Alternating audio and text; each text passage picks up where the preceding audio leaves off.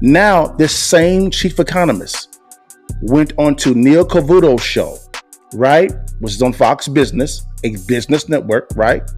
And Neil Cavuto fact checks President Biden's chief economist on inflation and the economy live on the show. All right. Yeah. And guys, it's not pretty at all. It's not pretty at all what actually happens. So let's see what's going on, guys. And then we can then respond from there. But it is not pretty. Let's see what actually happens. Here we go. Speaking of the White House, honored to have my next guest, the chairman of the Council of Economic Advisors, Jared Bernstein. You know, Jared, I understand your frustration sometimes when you look at the data and Americans don't buy the data, but they really don't buy the president telling them that they're essentially wrong. It's not that bad. Okay. So how do you navigate that? Okay. Well, that's not at all what the president tells them. And in fact, yesterday, if you look at his statement, which is on the White House website, on the inflation report, we got a very favorable report from the perspective of the markets today, as you have been reporting correctly. But he pointed out, I think one of his first sentences is, we know families are still struggling with prices that are too high. I mean, this is practically a quote from his statement yesterday. Okay. Never will this president blow off the struggles that families like the one he grew up in are going through. Instead, he'll take action to help them through cutting costs, prescription drug, clean energy, housing, childcare, junk fees, actively working to lower costs in those areas. So not at all dismissive of America's concerns in that regard, Neil. Notice Neil posed a question. He didn't answer the question, and the chief economist didn't answer the question. Now let's watch how it gets a little bit spicy. Here we go. All right, well, some might disagree with you on that, but I do want to get behind why the president keeps claiming this. This is what talking about inflation. Okay. Take a look. Listen. We have dramatically reduced inflation from 9% down to close to 3%. We're in a situation where we're better situated than we were when we took office. It was 9% when I came to office. 9%. But look, people have a right to be concerned. I think inflation has gone slightly up. It was at 9% when I came in, and it's now down around 3%. What? Jared, why does he keep saying that? You're his top you're the head of the Council of Economic Advisors. Do you ever whisper in his ear, Mr. President, just to be technical about it, it wasn't 9% when you assumed office, it was 1.4%. It got as high as 9% in 2022. You brought it down from that, but it was never, ever, ever 9% when you came into office. So why does he keep saying it? Well, first of all, let me point out that in that very quote you played, the president talked about how concerned he was for households struggling with prices that he consistently characterizes as too high. That's not what I asked you. So why does he keep misrepresenting this? Watch him look down. He's making the point He's reading. That the factors that caused inflation to climb to 9% were in place when he took office. No, I think that's not what he said. He said it was at 9%. It would eventually get to 9% a little over a year after that. But the fact of the matter is it wasn't 9%. So if I can't trust him quoting data in real time, why should I believe what he's talking about now? Correct. So the annual growth in core inflation in the second quarter of 21 was in fact about 9%. Yeah. And his point about inflation down 60% off its peak is very much the case. So hey, bro, come on now, dog. Come on, man. No, it wasn't. Look at that. Look at this, guys. I want y'all to see. I want y'all to see this. I want y'all to see this. Look right there. You see right there at January 2021. That's when he was sworn in.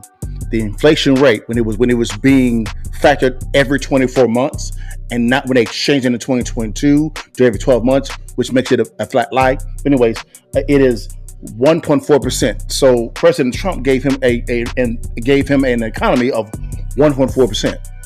Look at the trajectory here. Look at this. 9.1% in June of 2022, a year and a half after you sworn in. What happened during that time frame, guys? That's when I believe the Inflation Production, not Reduction, Production Act was passed. Production Act was passed, and boom, it shot up. So the Inflation Reduction Act was passed during this time frame down here, right? And then boom, that was a reaction to excess printing. But then at this time frame as well, guys, that's when they actually changed the calculations from every 24 months and when you're measuring inflation to every 12 months. Right? I did a show on that one as well also. Right? Look at my previous shows. I walked through how they did it. This is not based on what I said. This is from the Bureau of Labor and Statistics. This is a government agency themselves. They changed the calculations. It's very simple. Let's keep going. It gets very interesting. Here we go. Watson, it was not at that. So you're almost as bad as he is. Why can't you just say it was high, it got as high as 9%? You'd be accurate in saying that. And we have now brought it down and we're struggling in around the 3% area, but it's better than it was. But instead, to hang it on his predecessor that you inherited something that was through the roof when we were in the middle of COVID, it just seems to the American people, whether you're Republican or Democrat, you're lying. You're just lying. Well, hold on. I hear you. The president was making the point that I think is unequivocally true. The factors that took inflation to 9% were in place when he took office. That is not what he said, Jared, and you're a very smart guy with this. What factors were in place when he took over that drove it to 9%? What factors? Because when he took over, it was at 1.4%. What factors were in place? There was no factors. And notice, this chief economist said the exact same thing that the press secretary said by saying the factors were in place. These are talking points, right? No, what actually happened was, and how it's down to 3.4% is because the current administration changed the way they measure inflation from every 24 months to every 12 months. That's how they did that. So they can begin to brag about what's going on. Let's keep going. He's not done, y'all. This is good. For this stuff, you could just whisper, and he's a good friend of yours, obviously thinks the world of you. Many others do as well. You could have just told him, Chief, I got to tell you, Mr. President, whatever you say, you might even, in fact, call him Joe. That's how close you are. Say, sir, it was not 9%. Stop it with the 9%, because the more you say that, the more people don't believe what you're saying. Yes. Look, I think what the American people care most about is the fact that inflation. The American people care about truth, Jared. Hold on, Neil. Neil, this only works if you let me talk, okay? You haven't answered my question. I've asked it 5 times, five ways. The president was making the point that the factors that caused inflation were in place when he took office, and that's unequivocally true. Right. I take your point, and we can have... That is not true. What factors were in place that caused this?